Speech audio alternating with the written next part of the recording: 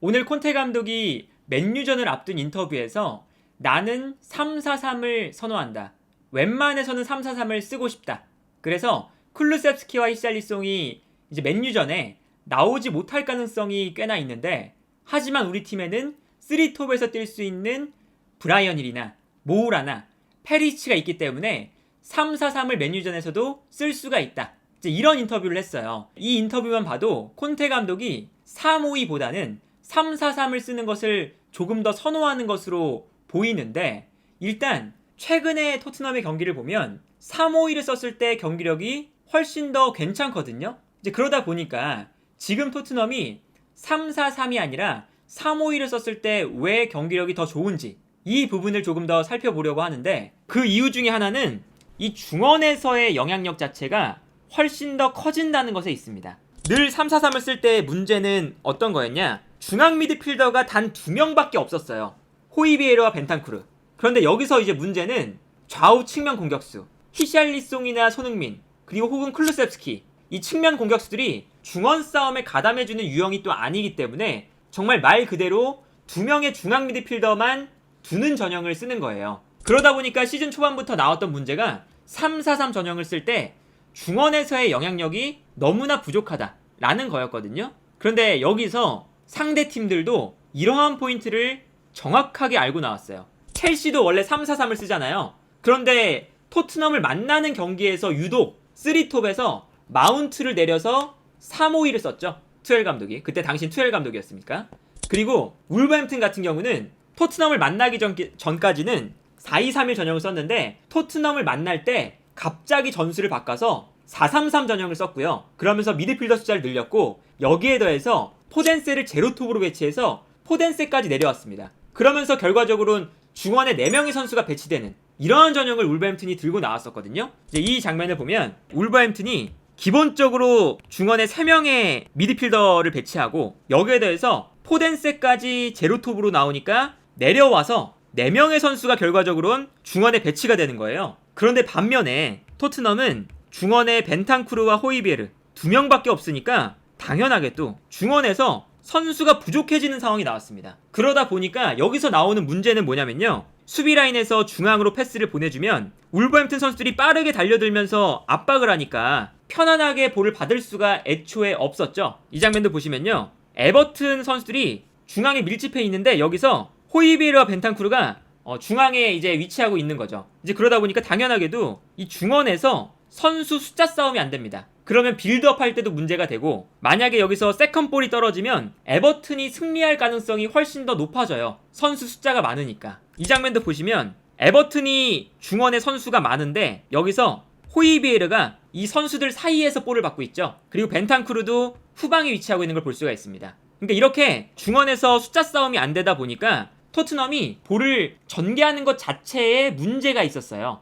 그런데 여기서 3-5-2로 전술 변화를 가져가니까 어떤 장점이 나오느냐, 벤탄쿠르와 호이비에르, 이 비수마의 앞선에 있는 2명의 중앙 미드필더가 자유로움을 얻어요. 3-4-3을 쓰면 사실 호이비에르나 벤탄쿠르가 중원을 벗어나서 높게 올라가거나 아니면 측면으로 빠져나가거나 이러한 플레이를 쉽게 가져갈 수가 없거든요. 왜냐면 한 명이라도 측면으로 나가거나 2명 다 올라가 버리면 중원이 텅텅 비게 되는 장면들이 나오게 되니까. 그런데 뒤에 비수마가 있으니까 이 2명의 선수의 플레이 자체가 엄청나게 자유로워져요. 그래서 예를 들면 상대팀이 중원에 선수가 많을 때 순간적으로 호이비에르와 벤탄쿠르가 측면으로 빠져버립니다. 그러면서 측면에서 볼을 받아주려는 움직임을 가져가요. 그렇게 되면 사실 토트넘 입장에서는 중앙 미드필더를 거쳐서 볼을 앞으로 전개할 수 있는 기회가 생기는 거거든요. 호이비에르와 벤탄쿠르의 움직임 덕분에. 예를 들면 이러한 모습이 있습니다.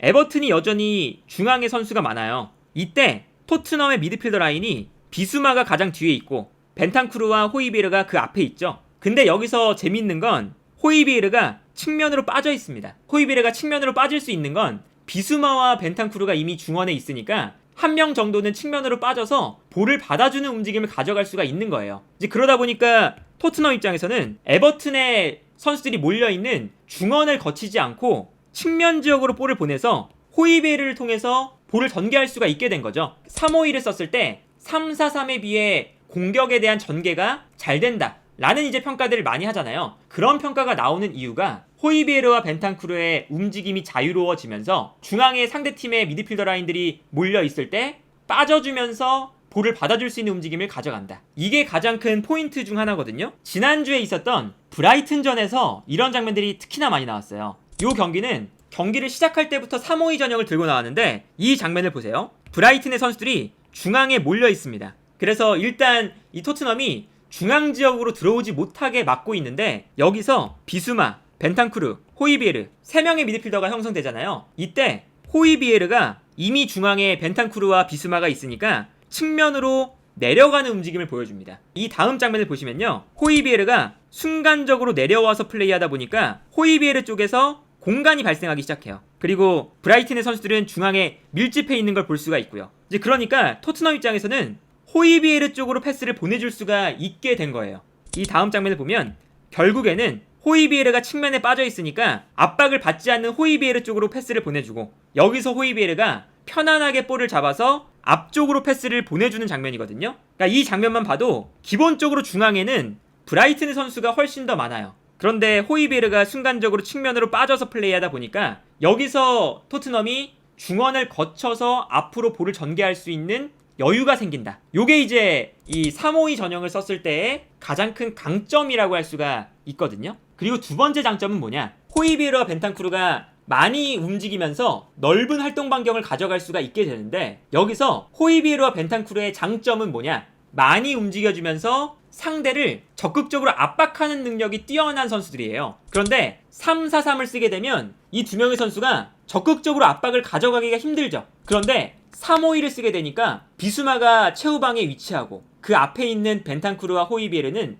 적극적으로 올라와서 압박에 가담할 수가 있게 됐습니다. 그리고 이제 압박할 때 어떤 방식으로 압박하냐면 토트넘의 오른쪽에서 압박을 시작할 때는 벤탄쿠르가 올라가면서 호이비에르와 비수마가 두 명의 중앙 미드필더 라인을 형성하고 반대로 왼쪽에서 압박을 시작할 때는 호이비에르가 올라가면서 중원에서 비수마와 벤탄쿠르가 중원 라인을 지켜주는 이러한 형태로 압박을 진행하고 있어요. 이제 그러다 보니까 히샬리송, 손흥민, 케인 공격수를 3명 배치하는 전술보다 오히려 미드필더 숫자를 한 명 더 늘린 전형이 전방 압박을 할 때도 훨씬 더 좋은 모습을 보여주고 있어요.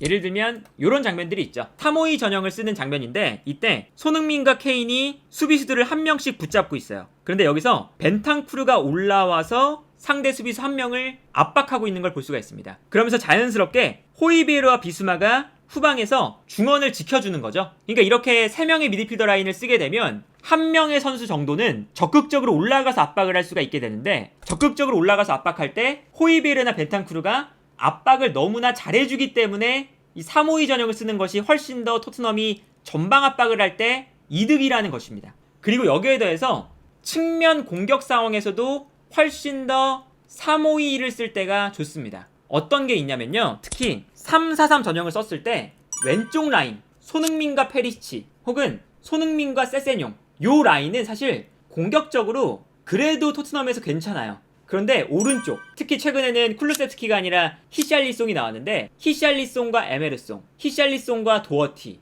요 오른쪽 라인이 공격적으로 사실 너무나 투박하고요. 오른쪽에서 이루어지는 제대로 된 공격이 거의 단 한 차례도 안 나와요. 그래서 지난 그 에버튼전에서도 기록으로 나왔었죠. 크로스를 올린 횟수가 왼쪽에서 14번, 오른쪽에서 5번이었어요. 그런데 여기서 오른쪽에서 올라온 5번의 크로스 중에서 2번이 벤탄쿠르가 올라와서 시도한 크로스였습니다. 그리고 이 벤탄쿠르가 올라와서 크로스를 시도했을 때 이미 토트넘은 3-4-3이 아니라 3-5-2 전형으로 전형을 바꾼 상태였거든요. 이제 이 장면을 보시면 3-5-2 전형으로 변화를 하니까 손흥민과 케인, 투톱이 배치되어 있고 측면에는 도어티 한 선수만 남아있어요. 이때 벤탄쿠르가 공격적으로 올라가주기 시작합니다. 그래서 도어티가 중앙으로 볼을 몰고 들어올 때 벤탄쿠르가 측면으로 빠르게 침투해 들어가면서 여기서 이제 에버튼의 측면 공간을 허물어뜨리고 크로스가 올라가는 장면이거든요. 그러니까 이 장면만 봐도 히샬리송이 있을 때보다 벤탄쿠르가 있을 때 좋은 크로스가 한번 나왔었고요. 특히나 득점 장면이 나왔을 때가 아주 인상적이었는데 이 장면 보시면 중원에 비수마, 호이비에르, 벤탄쿠르 이 3명의 미드필더가 배치가 되어 있고 여기서 토트넘이 공격을 전개하는 상황이었어요. 그런데 이때 호이비에르가 공격적으로 뛰어나가고 여기서 반대편에서는 벤탄쿠르가 공격적으로 뛰어나가거든요. 그리고 여기서 케인이 벤탄쿠르에게 패스를 보내주는 것을 볼 수가 있었죠. 그리고 여기서 이 다음 장면을 보면 벤탄쿠르가 빠르게 올라가서 케인의 패스를 받아주고, 여기서 반대편에 있는 호이비에르가 공격적으로 올라갈 때 순간적으로 손흥민이 침투에 들어가니까 에버튼의 수비수들이 손흥민에게 시선이 쏠렸거든요.